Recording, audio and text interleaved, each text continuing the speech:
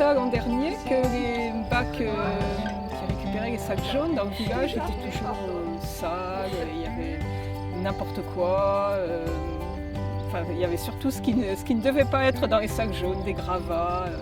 On a dit avec les enfants qu'on allait refaire des containers pour les sacs jaunes de façon à ce que ces containers restent propres. Et on avait fait le pari que si les containers étaient décorés par les enfants, les parents respecteraient un peu plus ces containers et mettraient des sacs jaunes bien fermés. Les chantiers ados et les chantiers enfants, en fait, ce sont donc des chantiers qui sont mis en place par le service enfance-jeunesse de la communauté de communes, qui ont plusieurs axes de travail, notamment le premier axe c'est la citoyenneté.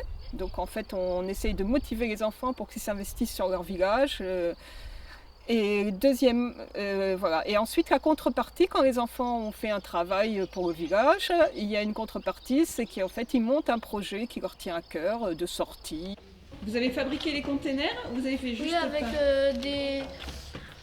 des palettes, après on les a peints et après on a fait plein de petits dessins. Oui, c'était une bonne expérience. Ouais. Ça s'est très très bien passé, le chantier est terminé. Je pense que la mairie de Viviès va être contente du rendu de ces deux équipes, donc les jeunes et nous, qui avons fini le travail.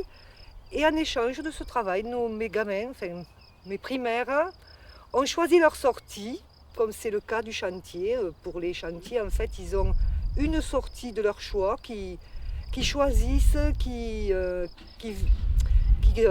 sont en responsabilité pour l'organiser, en fait, et ils ont choisi d'aller au bowling, faire un resto et 2 parties de bowling le mercredi 8 juin après-midi. Là, il y avait un autre axe sur lequel on voulait travailler, c'était la sensibilisation au tri sélectif.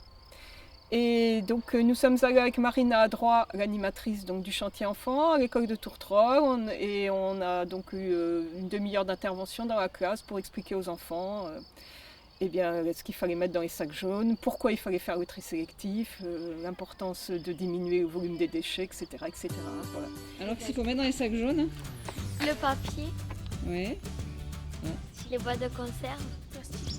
Le plastique.